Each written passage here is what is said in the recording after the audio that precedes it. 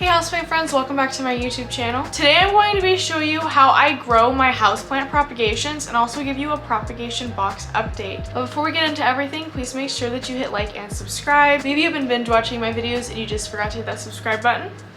Welcome to the community. I also have YouTube memberships which you can check out if you feel so inclined. But other than that, let's just get into the video. So if you've been around here for a minute, you'll know that we actually started doing houseplant propagations in perlite about maybe 5 months ago. I was talking to my friend Chloe and she very highly recommended it and said that it had been helping her plants grow very successfully. Well, I have to say that I wholeheartedly agree. Perlite propagation and moss propagation, I mean these like wetter methods, are definitely tricky. I cannot believe I used to just throw all my cuttings in water and just like hope they grew. It makes a lot of sense why a lot of them just died. So I'm gonna show you today exactly the conditions in which I take care of my plants in these propagation boxes, and also give you some tips and tricks on how to make your plants survive propagations and even thrive long after. Put on this really cute dress today. I hope that you like it. It's got these little princess shoulder puffs, which I think are so cute. I love it. I love dresses. So we're gonna start with my smaller propagation boxes and then work our way up to the big one. So we're gonna talk about my massive box. This is a basically storage bin that I bought from Home Depot, and I absolutely love using this as a propagation box.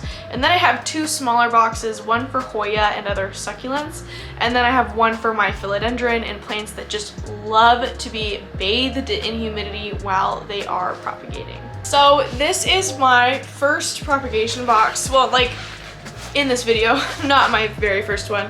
This one is actually less old than my big one, but this is what I keep all of my philodendron and my other humidity loving plants in while they are propagating. Give her an open, and as you can see, it is very green in there. I actually have a lot of algae growing in this box as well. And I did just water it, so it's a little difficult. Oh, we lost a leaf. So sad. This is a unidentified species I actually got from my friend Maggie. It's actually been loving all the extra humidity I've been giving it in here. Everything that you're seeing in this box is actually most likely a micans. This is where I propagate all of my micans nodes that I end up selling in little bundles. So basically, I take one of these nodes and I root them, and then they come out something like this, and they look so cute. She's actually got a pretty decent root system going on right there, and all of them usually come out like this. This is actually my second batch. My first batch didn't quite take the first time, so the ones that did take and did grow in, I sold, and then the ones that didn't, I actually left in here and just gave them a little bit more time. And after giving them a little bit more time, you can see they're all doing pretty incredible. When you do something new and different, you have chances of losing some plants. It actually looks like I stuck a little something variegated in here. Maybe a little Standaleana, little variegated Monstera albo Standaleana guy in here. No roots, but he's got a leaf. Anyways, most of the plants in this box are essentially just micans. Micans are super duper easy to grow, and there seems to just be a shortage in the world of micans for people to buy for appropriate prices. So I have just been propagating my little heart out, and a lot of these took just so well. It actually looks like we have a couple other plants in here that aren't. Oh, that's a baby micans. Yeah, some of these are still working on their way out. Some of them are still very like new. For example, this one. Very new. Come on. So new it won't even populate. Baby micans. I mean, you will get rot when you do things like this, but as long as you manage it and you take out the dirty stuff every once in a while, you should do just fine. I also have a Hoya finlaysonii in here. This one, for whatever reason, seems to really love humidity, Usually my Hoya do not enjoy excessive humidity, which is why I have a separate prop box for just my Hoya. But that one and Hoya Croniana, which is the one at the very bottom here, both really enjoy the extra humidity. But yeah, just got all of these Micans in here, living their best life, doing good things for the world. I'm having deja vu right now. This one is really good. Check this one out. Some of these roots are very long. See? That root system right there, so cute. So usually what I do is I take quite a few of these, maybe 2, since these are actually so big, and I sell them in little bundles on my Instagram story. And they usually go off to really good places. Oh, they're so cute. Baby Micans are probably one of my favorite philodendrons. Give this one a gentle close. This is about how big it is, by the way. It honestly really is just a Tupperware, it's a scrapbook case. And I'm pretty sure I just got this for $3 from a Fred Meyer. This next one I actually just watered, so it's going to be a little bit heavy. This is, as you've seen quite a few times, I'm sure, the box I originally meant to give to Harley. When I came and visited her, I brought her a ton of cuttings the last time I visited, and she wanted to give me some to take home too. We had nothing to take them home in, so she actually gave me this box back. And here, whoop, are the babies. These are all doing really well. I actually just watered this box, so that is why it kind of looks maybe a little shaky in there. We have some Hoya Ficii, which I absolutely adore. My Hoya Bella LeBois right there. Hoya Panchoy up here. Hoya, I think, Wilbur Gray. And then Hoya Enduensis, which is doing so good since putting it in here. Then we have Hoya Rangsan, Hoya Biamensis, and Hoya Matilde, and then Hoya Midori Red, I think. That's the Hoyas in this box. I can't tilt this box so much, but because, you know, there's a lot of water in here because I just watered it, but yeah, so this is great. Oh, I forgot to mention, with that last box, I leave it completely closed literally all the time. This one, when I actually like have it where it's sitting, I never let it close more than here. I never ever close this box because the Hoya in here absolutely do not like the extra humidity. There was one more Hoya in here that Harley did give me that didn't make it because I kept keeping the box shut. It really likes to be about this open because then you're creating a humid environment but you're still allowing for airflow. It was a Hoya Alba Barginata, I think. It was really beautiful and it really sucks that it didn't make it. This is how I've been propagating these guys since November, and so far they've all been doing really well. And a couple of them actually have even put out peduncles, and all of them are growing, which is so cool. So yeah, this one in particular, whenever I fill it up with water, I mean, you can kind of see, I fill it up probably about 1 inch. I fill it up to the top of the perlite, and I make sure that it's pretty even like throughout the entire box. And then I usually use a pen or a paintbrush, and I stick that in here in the corner, and I let it sit and propagate open like this. Again, this is not something you want to close. A lot of the times people's propagations don't make it because they keep the humidity either way too high and they don't leave any room for airflow, or they just overhydrate the plants. Hoyas are succulent, which means that they don't want a lot of extra like water all the time.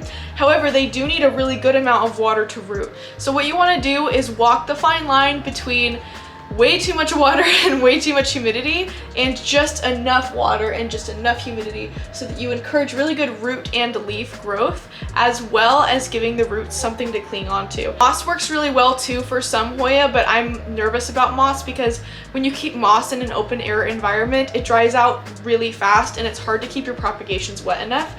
I found that this is the most stable way for me because I'm not someone who walks through my plant room every day or even every 3 days with the intention of looking for plants that seem to need water. I do exist in my plant room every single day because this is where I do all my work, and I do work every day on YouTube, but I don't always examine my plants every day. So if you're someone who has a hard time watering your plants often enough, I would suggest a method like this. But if you're someone who checks your plants every day or even every 3 days, I think that moss would be just fine for you. I just know that I'm someone who will accidentally let my plants dry out, and I do not want that to happen, especially with these extremely rare Hoya. Well, not all of these are extremely rare, but a couple of them are. Okay, well, let's move on to the big box, and yeah. Okay, so this is my big propagation box. This is how big she is. She's fairly large. And I used to have 4 more of these, but I just realized that I just don't have the space in this room to actually take care of like all that is. Yeah, I'm gonna show you a couple of these plants here in person, and a couple of these I'm not gonna be able to lift out, so you're just gonna have to see them in the overlay. Probably my most exciting plants that I have in this box would be my Adabapoenses. I have quite a few of these in here, and I am super duper proud of them. I'm proud of them because I love the plant, but they're not a plant that is like hard to grow, so like don't take that the wrong way, I guess. But I have quite a few in here. So to start, we have this super big one. This is my gorgeous Adabapoense. This is actually the only large one I have in here. All the other ones are really little. I had another one that I think has a spend node, so I just gifted it to my friend Natalie, and if she can get it to actually grow, then that is super awesome, but it's just kind of taking up space in here.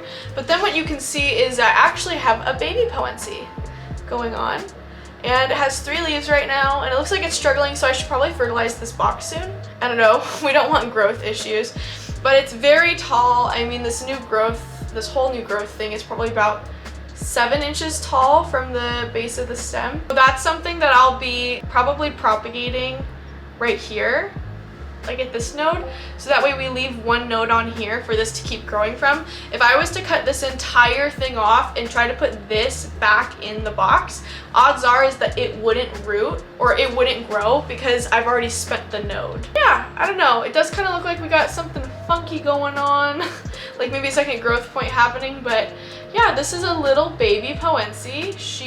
Adabapoenses, if you didn't know, are my favorite houseplants. I love them. This is what they look like when they get big.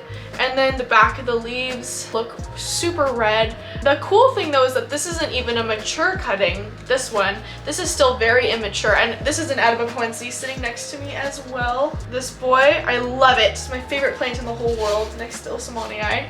Literally, it's my second favorite plant ever. When they actually get absolutely massive, which when they're mature, they get confused with the Spirit of Sanctity by people who like don't know what to look for. And when they get big enough, this red on the back of their leaves actually goes away. So that's how you can tell that it's like pretty still mature. So yeah, this one is great. I've actually never had a problem rooting these. I used to root them in water, and they'd grow baby Poenses in water. But this is growing a lot faster in the prop box like this than they were growing in water before. So 10 out of 10, I definitely recommend. Philodendron specifically, like that's something I guess I haven't said yet in this video. I've had certain issues with propagating like some types of plants that are more succulent, kind of like I told you about. Like for example, this was my last healthy dragon jade, and now it looks like a log of poop, which is weird because it's like rooting, but it's like dead, so I don't know. But there's a couple genuses I've had issues rooting in the perlite. Philodendron and Monstera specifically seem to just go nuts for perlite.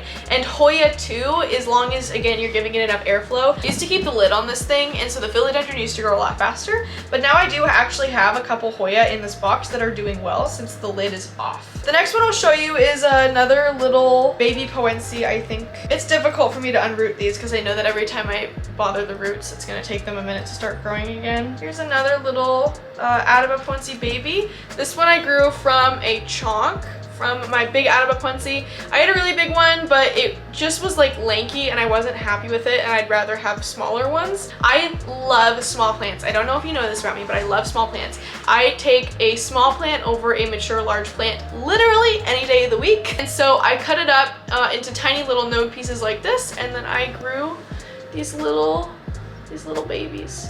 And I absolutely love them. I think that they are some of the most precious philodendron when they start to grow in, because they just give you these long doting leaves. And it definitely can be a little hard to know what exactly you're getting when you do these like kind of unnamed chonk propagations. So this one actually had a different leaf that came out first, and I couldn't tell if it was like a billy tie or this, but it is definitely an Adabapoense. You can tell from the back of its leaves, as well as the shape of his like little gorgeous leaf. I love it. But I just died. Like, how can you not die over that? That is so cute. Come on, don't focus on me. Focus on the plant. That is adorable, and he's very pregnant right now. He's giving birth, actually. So this is a mystery chunk that I have, and he isn't doing the best. Like, his leaves keep coming in super duper weird. I really think that this is a billy tie. I am not certain because I don't remember what this was. Based on how the leaves are growing, it looks extremely different to me than my other Adabaquense, and the back of the leaves show absolutely zero red. So this is what I think, because I know I've never propagated any of my burl marks, but it wouldn't be that. And based on the leaf shape of that first one, I really think that this is a baby billy tie. I'm gonna lose my mind. I love billy tie, and I've never propagated one from a stem cutting like this. Come on. Oh, we did it. We safely removed the rest of this one from the leaf. But like I'm saying, like, this one kind of came out weird. Like, that leaf is having an issue, and that leaf had an issue. That's the newest leaf, so he looks a little bit better, but he didn't unfurl all the way. So I think that I think I need to give them some nutrients. I think that they're sorely lacking in nutrients. But yeah, I think that this is a little billy tie guy, and I think he's so cute. Look at him. Look at him go. Look at that little aerial root right there. He's so good. So here's hoping that that's actually what that is, and it's just not like a weird other plant. The next thing we have going in here is actually this pretty sad albo syngonium.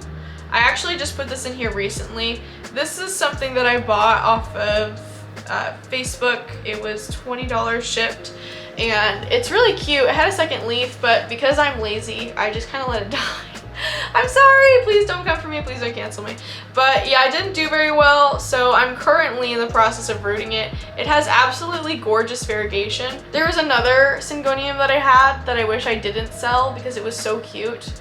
But hey, sometimes you gotta pay the bills, you guys. This one's just incredible, I love it.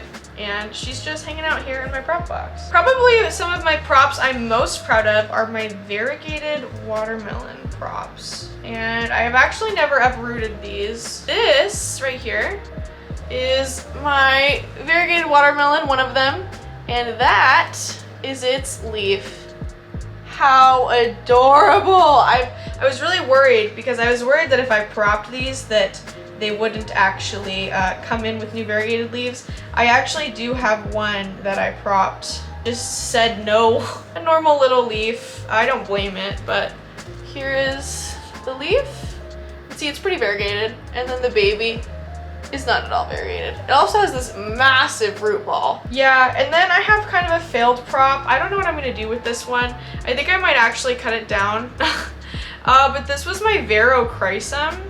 Which as some people call Philodendron splendid, and it has just been going downhill. No, this is not a micans. This is actually a Philodendron melanochrysum hybridized with a varicosum, and you can see it's just really not doing too hot at all. Like, what the heck is that? So what I think I'm gonna do is I think I'm actually going to chop it down and put it in its own little box because it's just like so sad. I've been trying to save it for a little bit, but I just don't think it's worth it. So I think what I'm gonna do is I'm just going to say no. Sorry guy, you tried your best and now it's time to start over. And then maybe it'll grow into 3 little babies. But it is really interesting how much that looks like a micans, right?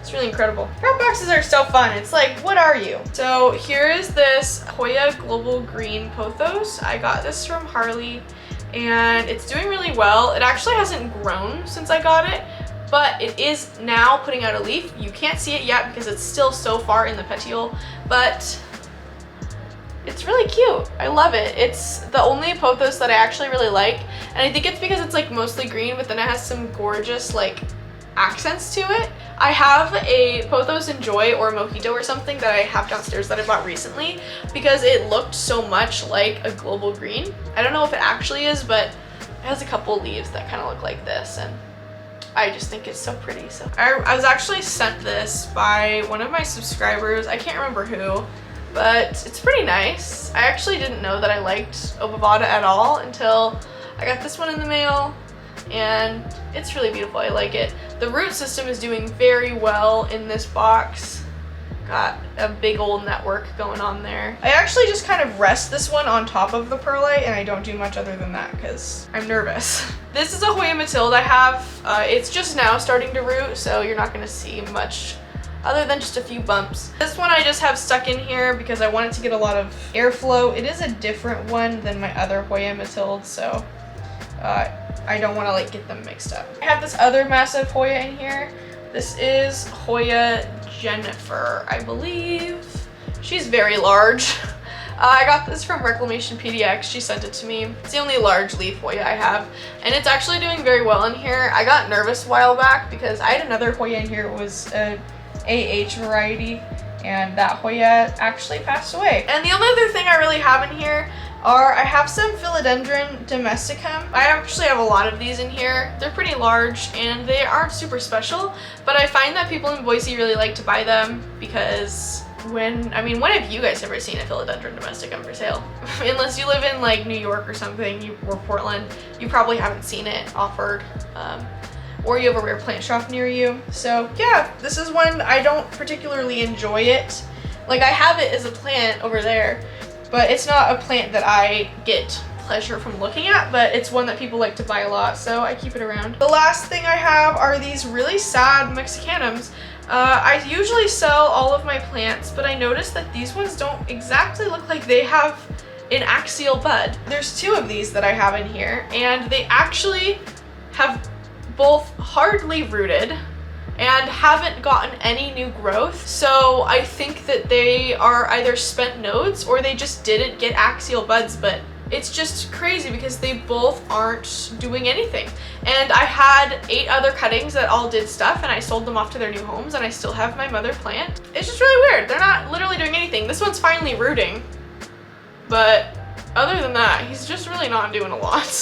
So those are my prop boxes. I hope that I was able to kind of, you know, show you things. I'll show you right now where I keep this. I slide this underneath my big shelf over there. It does get direct light in the afternoon. But yeah, it's really not that difficult to grow in perlite. You just need to make sure that you're not overdoing the humidity sector. But yeah, I don't think that there's anything else really to say. If you wanted to put fertilizer in there, I'd probably do half of what you'd normally put into a pot of soil because it's gonna sit there and there's nowhere really for it to like come out of. And then also if you do put fertilizer or anything, please keep things like this out of your pet's reach. I keep this on the bottom shelf of a shelf that I have, and if I had a dog, it could easily put its head in there and drink it. So please keep your pets safe and your plants safe from your pets. But other than that, that's pretty much it for this video. Let me know if you have any comments or questions down in the comment section down below, and I will do my best to answer your questions. Don't feel like this is something that's that difficult, so I really feel like anyone should be able to do this or grow plants like this. Pretty much little to no difficulty. So if you do have any difficulties, let me know, and if you have tips for me or anyone else, I'd also love to see those in the comment section down below. But other than that, thank you guys so much for watching this video. Please make sure to leave a like, subscribe, and tweet me at PlantMeAshley. Follow me on Instagram at PlantMeAshley. I also have merchandise, which you can check out, and YouTube memberships, and both of those things help support me exponentially. Have a great day, and happy planting, happy life. Buy a plant maybe it'll make you feel better. I bought 4 orchids yesterday, so. And I'll see you soon in the next houseplant section. Goodbye.